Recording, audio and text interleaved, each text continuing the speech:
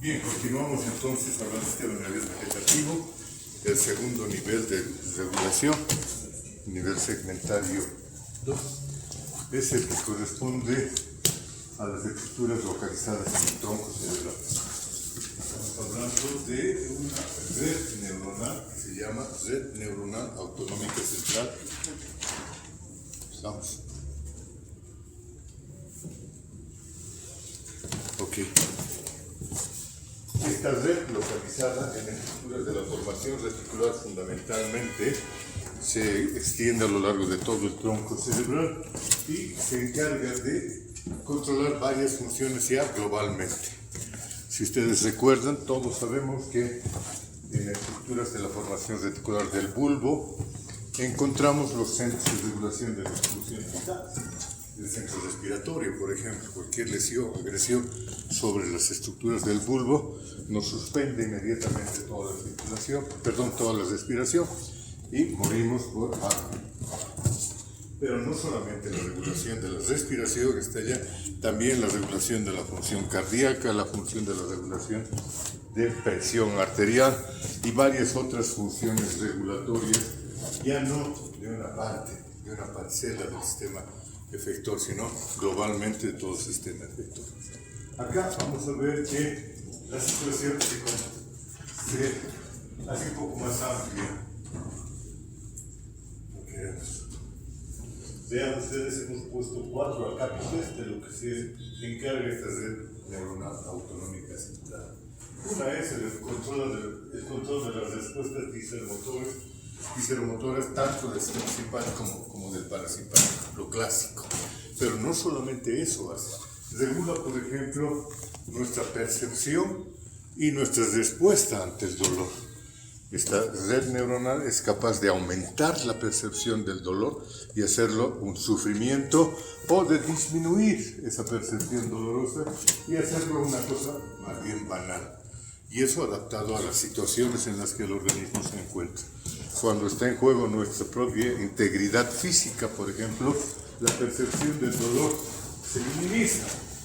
Un golpe, una caída, una fractura incluso, pues se la percibe como dolor, pero no nos impide seguir realizando nuestras actividades de, por ejemplo, lucha o de huida. Entonces va a controlar la percepción y las respuestas ante el dolor. Además de eso, ya va a empezar a realizar un control no solamente nervioso, sino también endocrinológico. Empieza a regular las respuestas neuroendocrinas de nuestro cuerpo.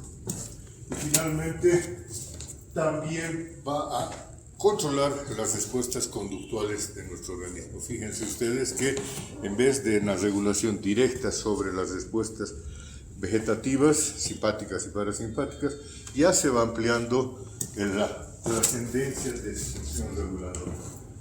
¿Cuáles son los componentes de esta red neuronal autonómica central? Vamos a destacar por partes sus componentes. Fíjense ustedes, el principal componente es la confluencia de información sensorial. A esta red neuronal le van a llegar aferencias tanto de los receptores localizados en las estructuras autonómicas, pero también van a llegar información vehiculizada por estructuras sensoriales localizadas en, por ejemplo, la boca, el olfato.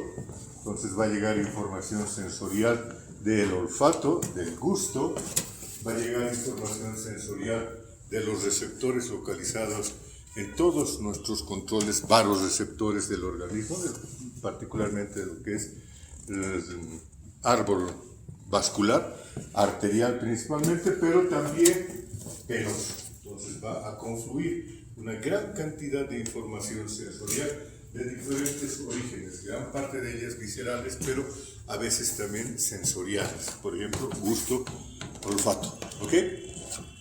Esas aferencias van a localizarse o confluir fundamentalmente sobre un núcleo localizado en la porción posterolateral del bulbo, que es el núcleo del tracto solitario. un núcleo que se extiende a todo lo largo del bulbo y que está recibiendo escalonadamente aferencias sensoriales que estamos mencionando, ¿okay? Que provienen de todo nuestro organismo. Dentro de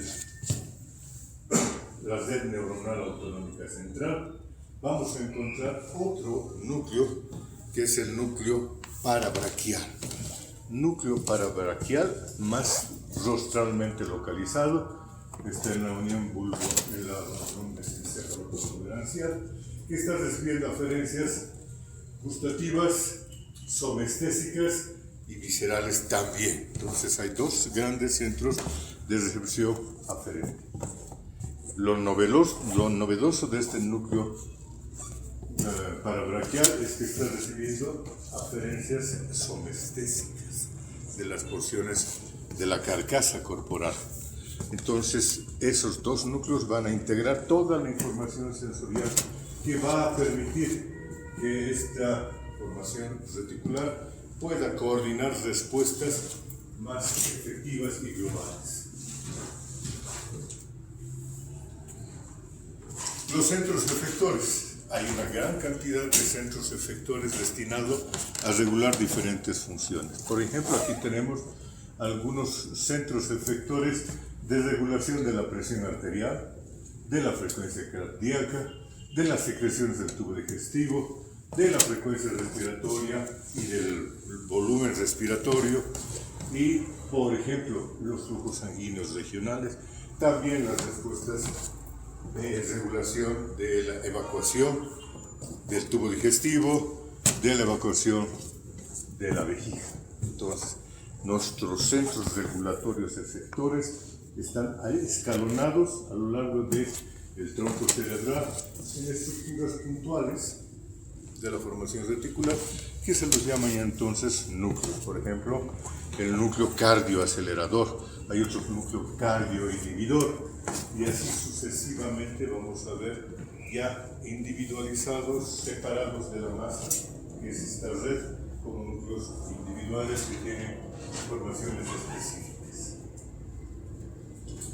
Aquí, a manera de ejemplo, vemos cómo se están organizando las funciones de recepción y de respuesta de la frecuencia cardíaca. Fíjense ustedes que la información va a provenir de varios lugares, por ejemplo, de los vasoreceptores localizados en el globus ocular o en el arco aórtico, para ver cómo está funcionando la presión arterial y si es que esta presión está normal, está aumentada o está disminuida. Este es un punto clave de cómo funciona esta red autonómica central. Detecta cambios en el valor constante de una variable. La presión arterial sistólica nosotros la conocemos con un valor puntual de ¿cuánto? ¿Hasta cuánto es normal nuestra presión arterial sistólica? Hasta 140. 140 es el tope que nosotros consideramos normal. Más allá lo consideramos anormal. Pero en realidad no es un valor tan puntual, sino es un pequeño rango de variación de 120 más menos 20. De 100 hasta 140.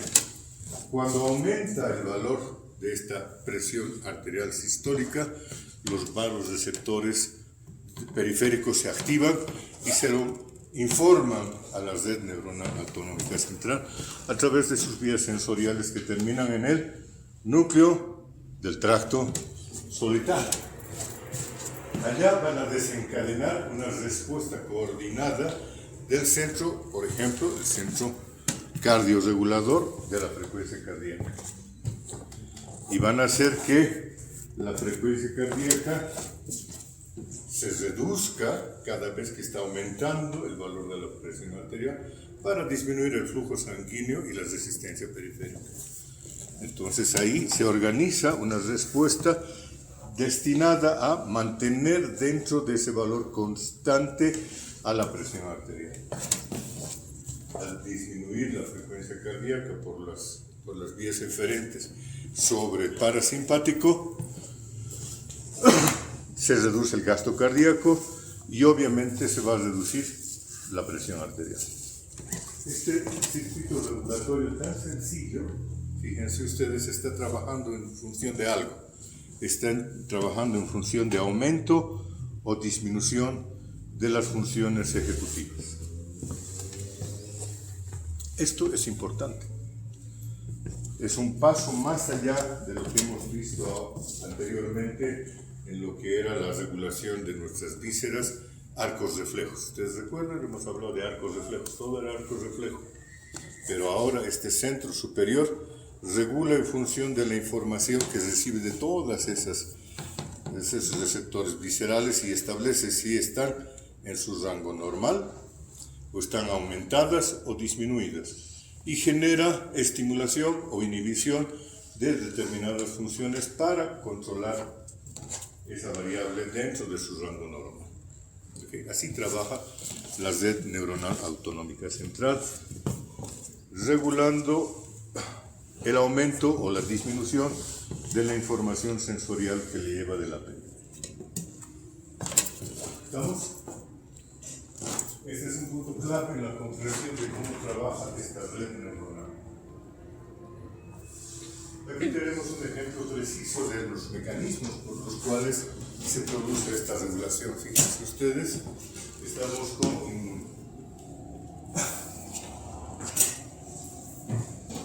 ¿de qué estamos hablando? Esto es interesante. Pago, ingreso cardíaco. Estamos hablando básicamente de lo mismo.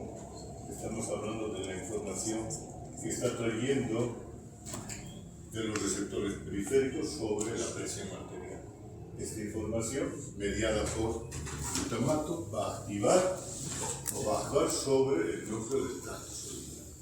El núcleo del tracto solitario va a actuar sobre el núcleo parabraquial y ambos se van a encargar de regular las áreas que se dedican a la vasoconstricción o a la vasodilatación de las arterias principales de nuestro cuerpo. Fíjense que si la información receptora nos dice que está cayendo la presión arterial, el núcleo del tracto solitario activa la formación de la noradrenalina, o sea, vale decir, del sistema simpático, para aumentar. Dios mío, ¿qué es esto? ¿Qué es esto? Noradrenalina. Ya. No, estamos hablando sobre la regulación de los núcleos del parasimpático, el núcleo ambiguo y el núcleo dorsal del vago. Esto era la historia. Para activar o, por el contrario, para inhibir a los flujos cardíacos periféricos. Eso es lo que está haciendo entonces cuando aumenta la información sensorial, pues se activan ya sea el núcleo que aumenta la frecuencia o que disminuye la frecuencia, o que aumenta la vasoconstricción o que disminuye la vasoconstricción. Y de esa manera regula la presión arterial, por ejemplo, como en este caso. Aquí estamos mencionando a los neurotransmisores, fíjense, fundamentalmente el glutamato, pero además del glutamato, vamos a ver que pueden intervenir acetilcolina o noradrenalina como efectores de la vasoconstricción y de la vasodilatación.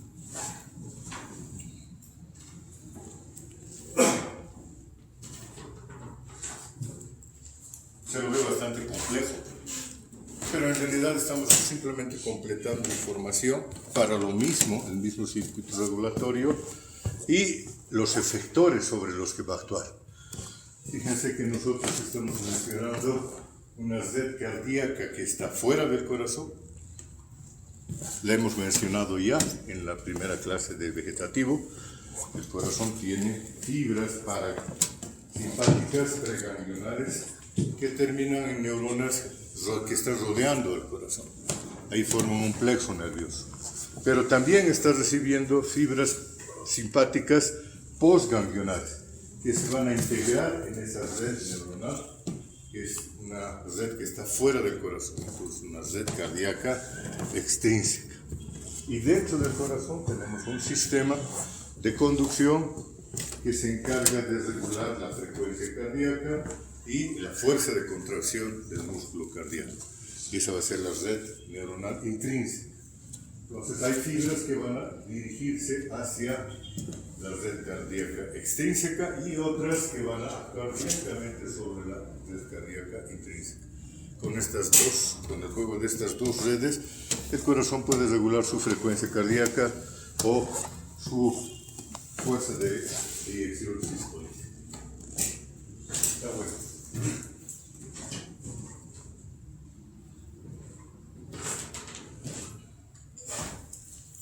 Hasta ahora hemos revisado las eferencias de la red neuronal descendentes, las que están volviendo a regular las vísceras. Pero fíjense ustedes que no solamente tienen proyecciones descendentes, sino también de la red neuronal autonómica central salen fibras ascendentes que se van a dirigir hacia arriba. ¿A qué región? Pues al hipotálamo fundamentalmente. Estas fibras de diferentes núcleos y de aferencias directas va a llegar sobre el hipotálamo. Y aquí nos encontramos de lleno con el tercer nivel de regulación segmentaria de las funciones vegetativas, el hipotálamo. Lo hemos destacado muchas veces y en el humano es más o menos como en el resto de los animales de la Tierra. El hipotálamo se constituye en el centro regulador superior de nuestro medio interno.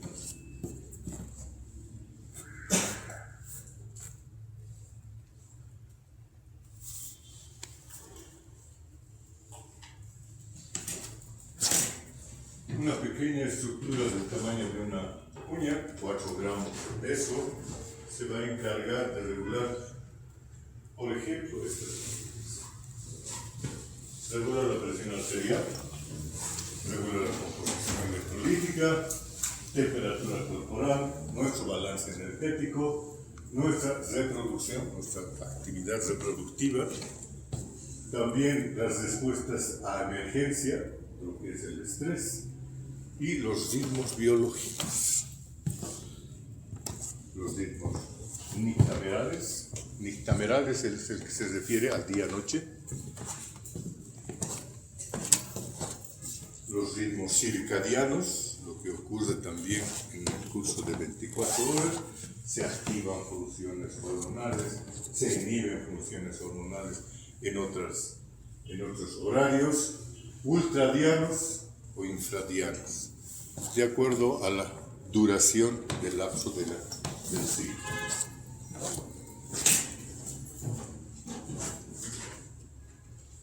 Y una manera de entretenimiento, pero para ver cómo funciona el hipotálamo, es lo que le pasa a la rana cuando la metemos en una olla con agua.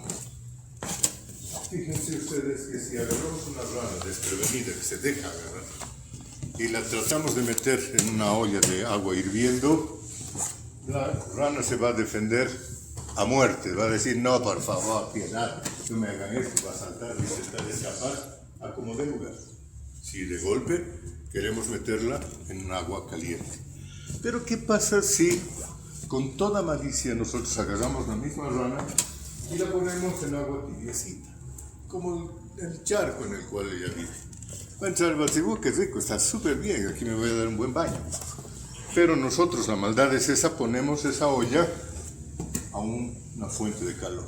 Vamos calentando el agua y conforme aumenta la temperatura, ¿qué va a hacer la rana? Pregunta para ustedes. Pues la rana va a vivir feliz y contenta. Va a decir: uy, qué rico, esta temperatura está muy bien, un poquito más caliente, está mejor, más caliente todavía, porque está rico esto. Y más caliente, ya está cocinada, ya nos lo podemos comer. ¿Por qué esta conducta tan diferente a la que hace cualquier mamífero superior? Cualquier mamífero superior lo que hace es, cuando la ponemos en agua fría, pues se queda en agua fría, pero ni bien empieza a calentar el agua, empieza a hacer movimientos de huida, empieza a escapar. Y eso nos incluye a nosotros. Si nos meten al agua caliente, no nos vamos a quedar contentos, vamos a intentar escapar. ¿Por qué la rana no? ¿Qué pasa con este animal? Es un proceso de adaptación a la temperatura. Los animales no mamíferos son poikiloteros. ¿Qué significa? Que ellos se adaptan a la temperatura del ambiente. Entonces, si el ambiente es frío, ellos funcionan bien en el ambiente frío. Si el ambiente es caliente, funcionan igual en el ambiente caliente. Ahí tenemos a los ejemplos de las que suben por las paredes. No. Parientes de las ranas, las lagartijas. Ahí están las lagartijas. Ya sea en los lugares más fríos o en los lugares más calientes donde puedan vivir, las lagartijas se acostumbran al ambiente en el cual están. Por las noches se quedan quietas porque baja la temperatura y al día siguiente, cuando empieza a subir la temperatura, salen de sus madrigueras y se van a estirar al sol. Es frecuente verlas ahí calentándose al sol para después poder moverse a la misma velocidad de siempre. Si baja la temperatura, ellas se hacen más lentas. ¿Por qué? Porque la velocidad de sus reacciones bioquímicas disminuye. En resumen, son poikiloteros, están de acuerdo a la temperatura del medio ambiente, la rana incluida. Pero los humanos y los vertebrados superiores, los mamíferos, somos homeotermos. ¿Qué significa eso? Que nosotros mantenemos una temperatura central constante. Puede cambiar el ambiente, hacerse frío o caliente, nosotros no cambiamos nuestra temperatura central. Puede cambiar nuestra temperatura periférica, se nos enfrían las manos cuando estamos en un lugar frío, o los pies, y además de buscar calor, pues hacemos vasoconstricción o vasodilatación para controlar aquello. Pero nuestra temperatura central permanece constante. ¿Cuánto es la temperatura central normal del humano? 36,5 grados centígrados. Esa es nuestra temperatura central. Y esa temperatura se va a mantener a lo largo de todo el día y la noche con variaciones mínimas de fracciones de grados centígrados. Podrá subir a 37, podrá descender a 36, pero se va a mantener dentro de ese pequeño rango de variación. No importa la temperatura periférica. ¿Cómo lo hacemos? Gracias al hipotálamo.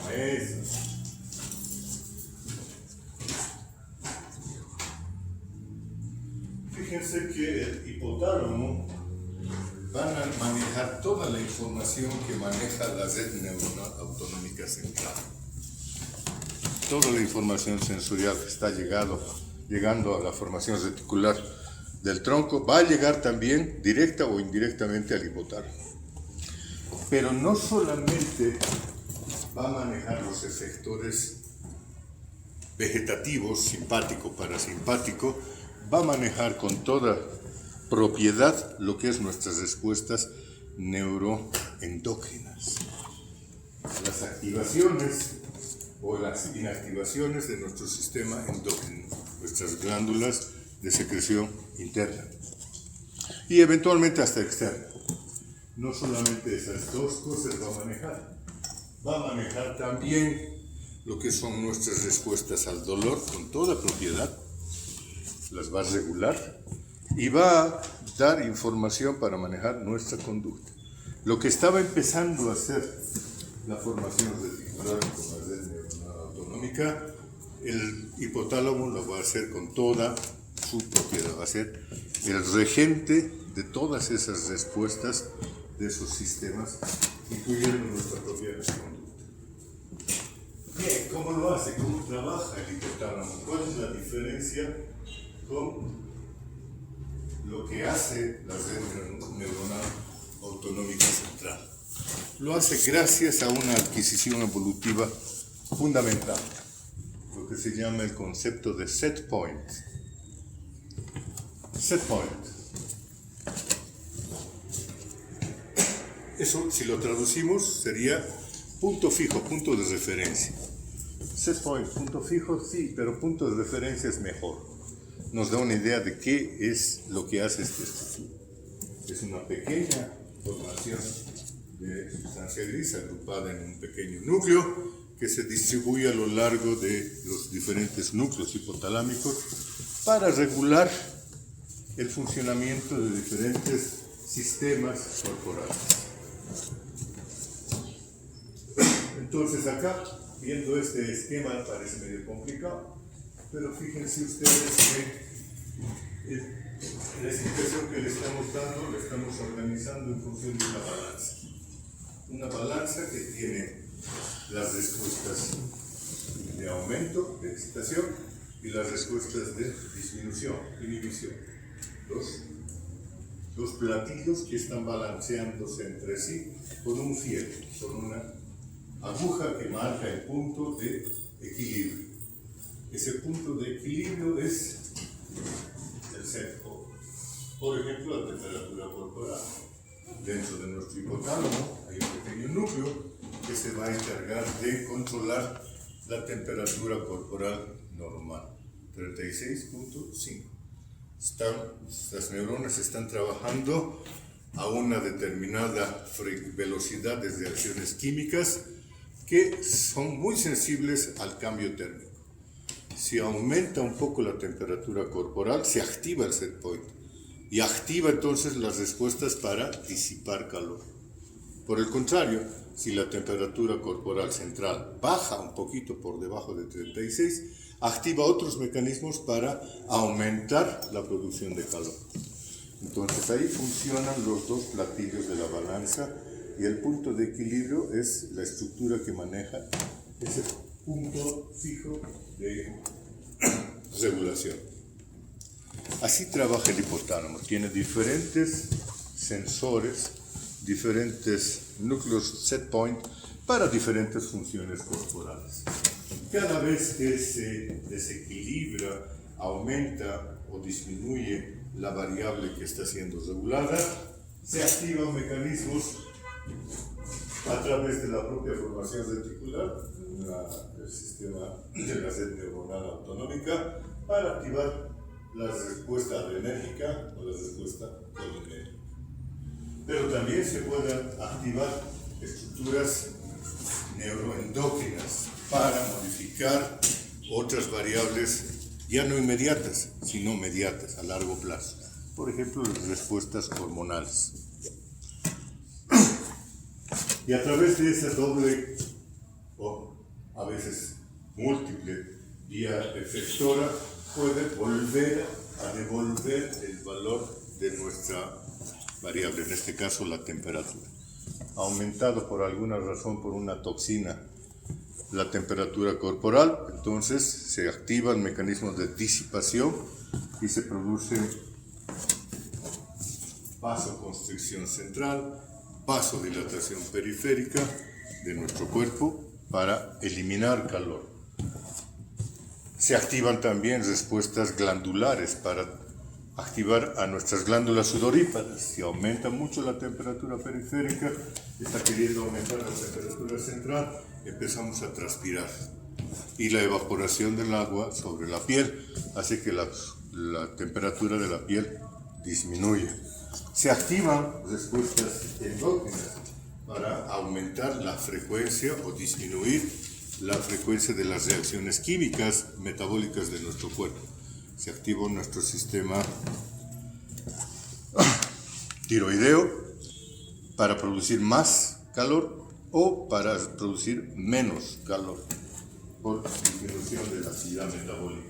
Y así va cambiando las respuestas de nuestro organismo para que el set point se mantenga constante.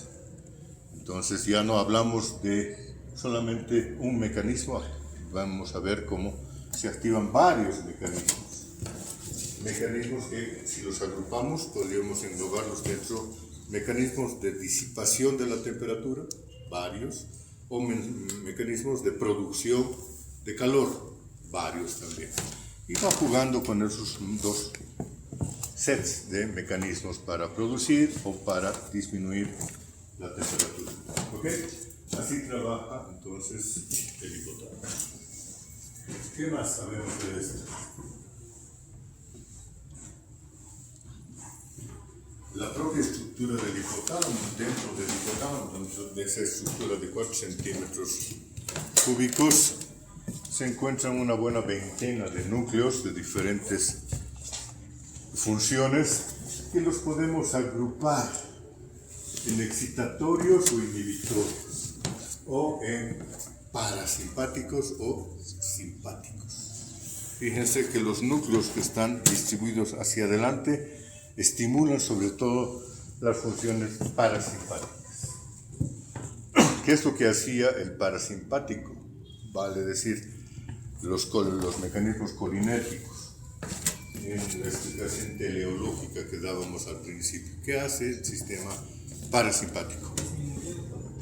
Nos hace la reconstrucción energética de nuestro organismo, se dedica al placer y al reposo, ¿no es cierto? ¿Y qué hace el sistema simpático? Aumenta nuestra respuesta para luchar o huir. Estos núcleos parasimpáticos adelante y simpáticos atrás se encargan de hacer eso, pero de una manera global, ya no solamente sobre el sistema parasimpático o sobre el sistema simpático, sino diferentes mecanismos reguladores a nuestro organismo, incluyendo nuestra información conductual. ¿Listo? Todos ustedes se darán cuenta que